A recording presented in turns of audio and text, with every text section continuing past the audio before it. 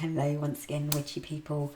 Welcome back to the Covenstead and the kitchen, because I did promise that I would make the thyme cough syrup.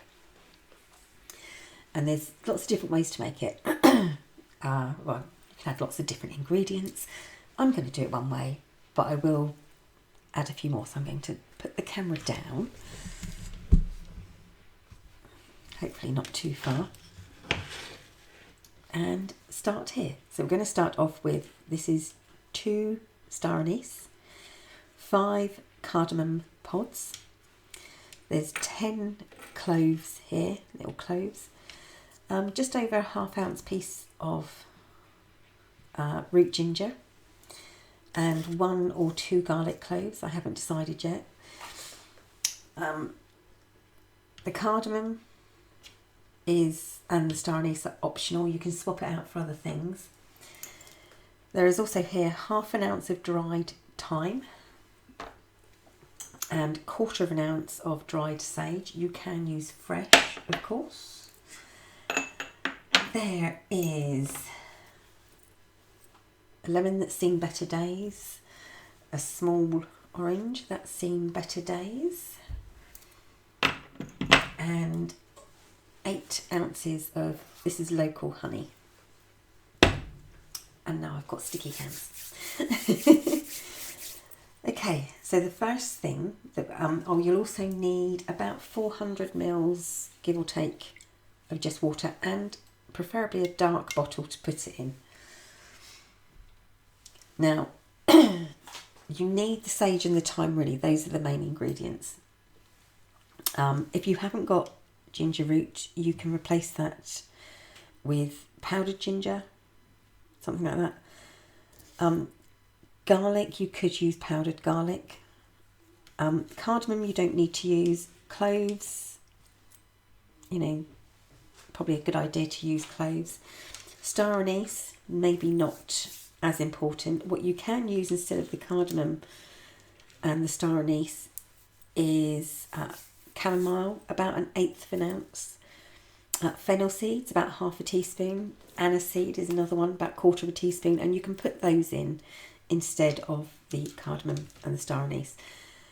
You can also sort of like swap around the amount depending on, you know, how taste and everything else. You don't need the lemon or the orange if you'd rather not. If you're a vegan and you don't want to use the honey, you can use sugar instead. I would suggest brown sugar. Dark brown, soft dark brown sugar is probably better, but honey is really good for a cough. Now this will sort out a chesty cough, definitely, because the thyme it's amazing for that. It will also sort out dry tickly coughs. Now, I will probably end up using 1 piece of garlic, but here goes. So this is actually, it's what I call a 2-day recipe. So I'll start it now and I'll finish it tomorrow. So I'm going to break a pestle and mortar. You'll also need obviously a funnel or somehow to get the liquid back in here. You're going to need a saucepan that's big enough to hold all the liquid and a bit more. So what I'm going to first do is gently, I do mean gently, crush the star anise, just to help release some of the aromas, and the cardamom pods. I really do need a bigger pestle and mortar for this. I only just want to break them. So you'll also need a sieve. Those cloves I will just put in there.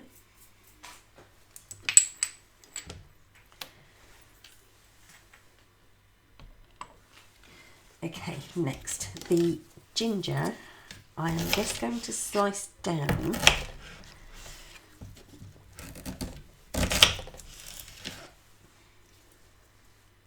like this and pop that into going to put in my thyme and my sage.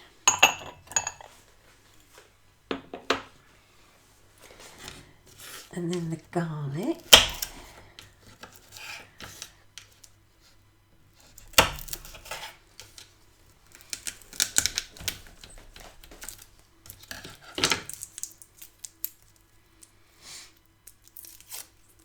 I do love the smell of garlic. I think I'm going to use one garlic clove.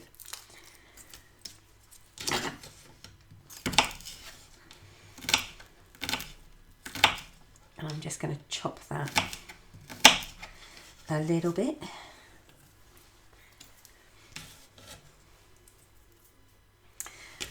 Actually, I'm going to use both garlic cloves. It's because I don't mind the taste of the garlic, to be honest. It doesn't bother me.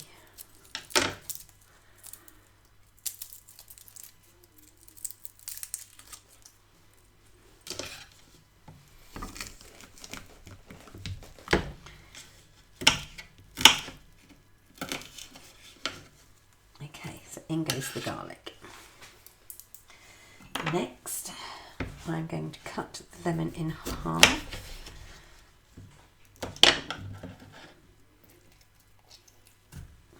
Give it a little squeeze and just leave it in there. And the same for the orange. Now, the lemon is done because of the healing properties of the lemon. The orange is just for taste because the orange and the cardamom together are beautiful. And I like to put it all in there because I like to get the scent from the skin. Okay.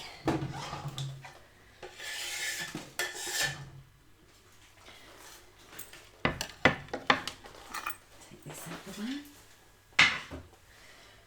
Right, to your pot, add your 400 ml of water.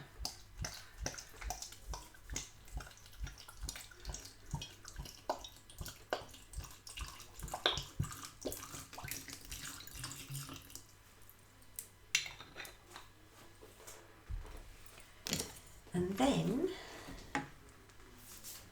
heat it up and bring it to the boil.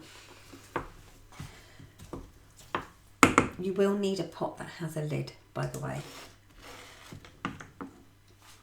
So that needs to be heated up, and I'm going to bring it to the boil, and I'm going to simmer it while stirring for about 1/4 of an hour. Then I'm going to put the lid on, I'm going to turn the heat off, put the lid on, and then leave it to steep for probably, I like at least 6 hours. So it's quite late at night. Actually, it's the early hours of the morning, and the morning is my birthday morning. Happy birthday to me. Yes, it's my birthday today. So, yes, I like to sort of do this sort of like quite late at night, and then leave it to steep. I wouldn't let it steep for more than 12 hours. But if you did, I don't think it would matter much. You just want to sort of heat this up and then get all the flavours and all the aromats released into the liquid. So there you go, that's the first part. Very, very easy. Like I said, it's not a hugely difficult recipe to make. So you will need a sieve, and you will notice I have not put the honey in. The honey or the sugar, if you're using sugar, go in later. You don't put it in whilst you're making the decoction. So that's that. I will be back hopefully later on my birthday. And there's where I really should learn to take better notes. She says, hiding her notebook. Okay, so this has been boiling quite rapidly now for quarter of an hour. So what I'm going to do now is turn the heat down. I've just turned the heat down, and I want it at quite a soft simmer. I'm not going to take it off the heat. So after boiling it for about a quarter of an hour, you then put on the lid and keep it boiling, simmering gently for about half an hour. Then you turn it, just turn the heat off, just leave it, turn the heat off and leave it there. So I'm going to put my kitchen timer on for half an hour.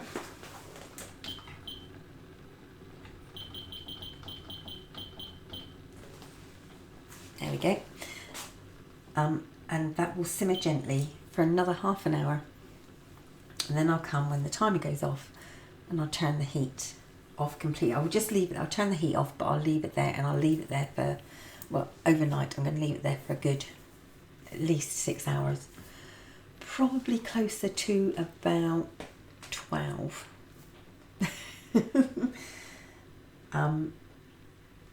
And then that's when I'll be straining it, re-putting it back, adding honey, blah, blah, blah, blah, blah. Okay, so now we've got that straight. So you put all your ingredients in, all of them except for the honey or the sugar if you're using sugar. You bring it to the boil, and so in mine I have thyme, sage, lemon, orange, star anise, ginger root, cloves, garlic cloves and cardamom pods. You could take out the orange, the lemon, the cardamom and the star anise, and perhaps add chamomile, fennel and aniseed. And I've given you all the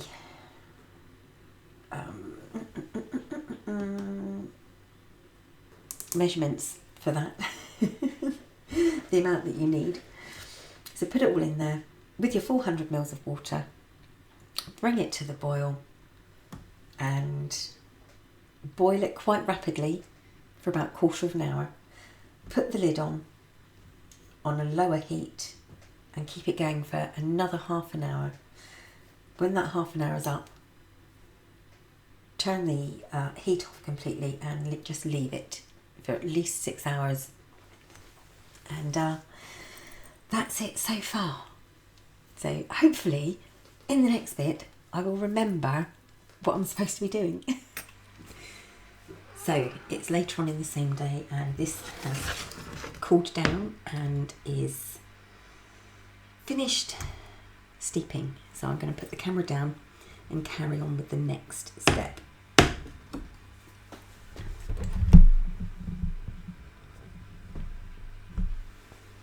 Okay, hopefully you'll be able to see this. So I have a jug, and the reason I have a long spout is so that I can easily pour it into the bottle. And instead of having a strainer, I'm using a tea towel, which I don't mind if it gets ruined. So if you have a piece of muslin, cloth or something like that, or an old tea towel you don't mind being ruined, use that. So this has been steeping, as you can see, and the colour is not particularly lovely. And now the cat's meowing to come in. Right, you want to put everything in the cloth.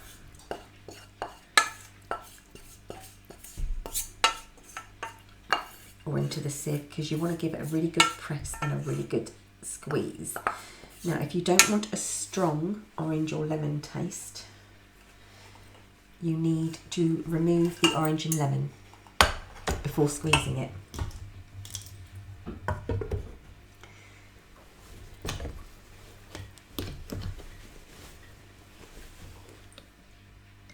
Right, 1 second, I've got to let the cat in. Hello, Cocoa Bean. Yes, Coco and Kitty. Right, so now you have to get this liquid out. As you can see, it's quite a browny yellow colour. Without the lemon and the orange, it's more of a greeny brown.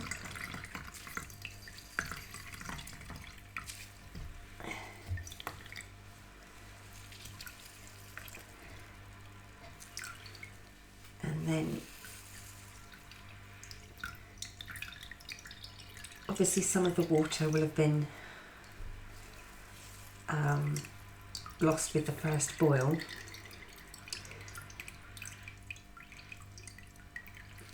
So you started off with 400ml, and you want to end up, yes, hello Coco. I don't know if you can see, look. Don't let me do anything, do they? You want to end up with about 100, between 100 and 150 mils. So this is now at about 320 mils. So I'm going to go and rinse out my saucepan, because I will need my saucepan again, and I don't want the bits in it. So I'm going to rinse this out and then I'll be back. Okay, so I'm laughing because Coco keeps on meowing. As you can see, they're both here. We have Kitty over there and Kitty's baby Coco here. Okay, so this has all been sieved. It's got no bits in it. Especially important to sieve it if you didn't use ginger root and you used ginger powder instead, because you want to get as much out as you can.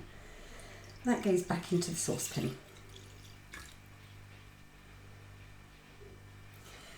And you want to bring this back up to the boil slowly and simmer it slowly. Now this bit is really important. It needs to be done slowly, the simmering. And you need to, like I said, reduce this by, this is about 300 ml, so it needs to be reduced by a half to 2/3. So there's not going to be much left in the bottom. So that decoction is going to be really concentrated. You're noisy, kitty. It's not Coco meowing, it's Kitty. Right, so I'm just taking the bits off the spoon.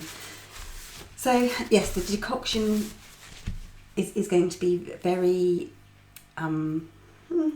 intensified. So if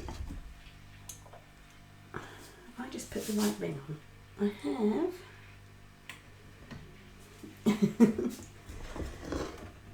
Right, so the ring is on. I'm just going to get the bottom of the saucepan hot, and then I'm going to turn it down. Right, so you need to, if you boil this quickly and rapidly boil it, and rapidly boil off the excess liquid, you're going to ruin the decoction. It's going to take all the goodness out of it. So from this point onwards, it is especially important to simmer gently with everything that you do, because this isn't the only step that we'll be doing. So it's very important to do everything very gently, or it will be ruined. So there we go. I'm going to wait for that to boil. I'm not going to let you not sit here and watch water boil or decoctions boil. So I'm going to bring it to the boil, and then I'm going to wait till the liquid is reduced. This one by about half. I want, like I said, between 100 and 150 mils ish left in the pan of the liquid. And as I said before, this is just the water and the other ingredients. It is not the honey. The honey is still here, and this is 8 ounces of honey, roughly. So that's about half a jar. How much is in this jar? That's a pound, so it's half a pound of honey. And as I said, this is local honey. The reason I use local honey in this is because if you suffer from hay fever and allergies due to hay fever, if you use a locally produced honey, so it has to be made by bees locally, it will help your body build up a resistance to hay fever, the hay fever. It's something to do with, because it's using the plants and the pollen from the plants that's causing you to have the allergies. So your body will build up a certain resistance to the allergies, and your hay fever shouldn't be as bad. I'm not going to say it's going to cure your hay fever, because it's not going to, but it should help ease it slightly. So that's a good reason to use local honey. Obviously, as I said before, if you're vegan, it's okay to use sugar. Any sugar you've got. I would prefer brown, dark brown soft sugar, but normal sugar would be fine too. And once again, I would do it by weight, so about 8 ounces, half a pound. So that is going to slowly come to the boil, and it is going to very slowly reduce for quite a while. And then when that's done, I'll be back again. Back again, it's me. Okay, so my liquid has reduced by just over half. Now I wanted to show you this. If you use oranges and lemon citrus fruit, you'll get like a sticky scum. Especially if you've squeezed it quite hard. So you want to take that out, and it should you just lift it off, and it sort of like happens around the sides of the bowl. Okay, so there, I haven't got much liquid left in here now. I don't know if you'll be able to see, you won't be able to see, but very little liquid left. And I'm going to turn that off for a second. I've got my honey. Now I've just microwaved this to make it runny, so that I can pour it all out the jar, and all of this goes in there. And yes, I know it's a lot, but you've got to bear in mind you only have a teaspoon of this at a time. Okay, now I want to put this back on the heat. Bring it once again up to a simmer. So if the cats can hear me, they're going to suddenly come downstairs again. So you want to bring this back up to the boil gently and simmer it for about 10 minutes. And you want to keep it moving. Once again, this is because if you burn your sugar or your honey, you've ruined it. You've ruined this whole decoction, and now syrup, because you're making a syrup basically. So bring it back to the boil, and then once again very slowly simmer it for about 10 minutes. After about 10 minutes you will get quite a thick syrup. I've just cleaned that, kitty.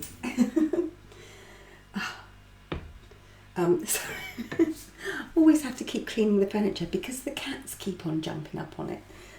Being in the kitchen, I don't like them to, they come in from outside and you don't want them putting their dirty paws everywhere. So, right, so yes, you want to bring this to the boil gently, keep stirring it and simmer it for about 10 minutes.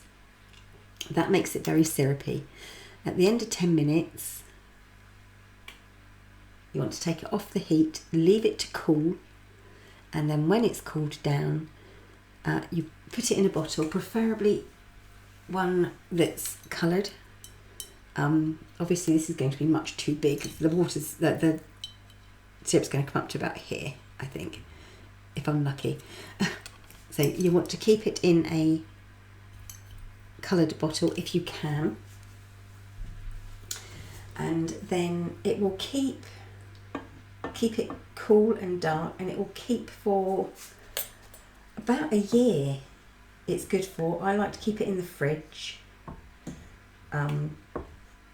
especially if you have made it with sugar instead of honey. I would keep it in the fridge, and it should be okay for up to about a year. I would use it up within 6 to 8 months, just to be on the safe side. So there you go, that's it. All I've got to do is bring this to the boil gently, simmer it for 10 minutes, leave it to cool completely, and then bottle it up. And that is my thyme and garlic mixture. Cough medicine. And as I said, if you put the lemon in it, it's very good for dry tickly coughs as well as chesty coughs. If you leave the lemon out, I would say it is better for chesty coughs. So you can add your own thing to it. Chamomile obviously helps you relax. I know some people even like to put lavender in it. It's not something I can use because I have an allergy to lavender. But there you go, nice and easy. And it's something that, yes, even with the garlic in, kids will quite happily take this as a cough syrup. Obviously, do remember it's a syrup. And partly the reason why it works so well, apart from the ingredients, is because it's a syrup and it coats the throat, so it helps to stop that cough. But yes, it is an amazing little syrup, and it does work really well. And as long as children like honey or sweet things, they'll quite happily take it. And it's very good for adults too. So for a dosage, I would say half a teaspoon to a teaspoon for children, twice a day. For adults, a teaspoon to 2 teaspoons, 2 to 3 times a day. It's especially good for just before bedtime. Helps you, just settles the throat down. If you've got a cough, it'll settle the throat down for when you go to sleep. So there you go. One beautifully scented. And in all honesty, you can't really smell the garlic. You've got to bear in mind that it was just the essence of the garlic that came out because I squeezed it. It wasn't like a lot in there. Right, that is just coming to the boil now. So there you go. I'm going to go now. I'm going to finish this off. Thank you for watching. Thank you for listening. And I'll be back very soon, witchy people. Bye for now.